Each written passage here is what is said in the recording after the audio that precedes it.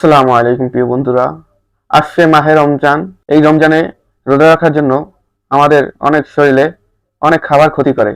যেরকম আমরা সেহরিতে যে খাবারটা খাই, আমরা অনেকেই ঝাল দিয়ে বেশি তারপর খাবারটা খাই। দেখা যায় এই ঝাল দেওয়ার কারণে পরের দিন রোজা রাখতে আমাদের খুবই কষ্ট হয়। ঢেউ আসে, এর ভিতর অস্বস্তিকর জিনিস সৃষ্টি হয়। তাই ঝাল কম দিয়ে আমরা খাবার রান্না করে সেহরিতে খাই। আর ইফতারে আমরা কি করি? ইফতারে আমরা আলুর চপ, বেগুনি, পেঁয়াজু এসব জিনিস খাই। কিন্তু এই আলু চপ, বেগুনি, পেঁয়াজু এতে আমাদের শরীরে গিয়ে পেটে অ্যাসিডিটি সৃষ্টি করে, যার কারণে আমরা পরে রোজা রাখতে পারি না। তাই এসব খাবার থেকে আমরা এড়িয়ে চলি। চিনি আমরা বেশি খাই। এই চিনি থেকেও আমাদের শরীরকে ক্ষতি করে। অতিরিক্ত সুগার পেটের ভিতরে গেলে এটার কারণে প্রেশার আপ ডাউন করে, কমে বাড়ে। তাই এটা দিয়ে আমাদের শরীরের ভিতরে একটা অস্বস্তিকর জিনিস সৃষ্টি হয়। তাই আমরা চিনিও কম দিয়ে খাবো। ট্যাং খাই আমরা।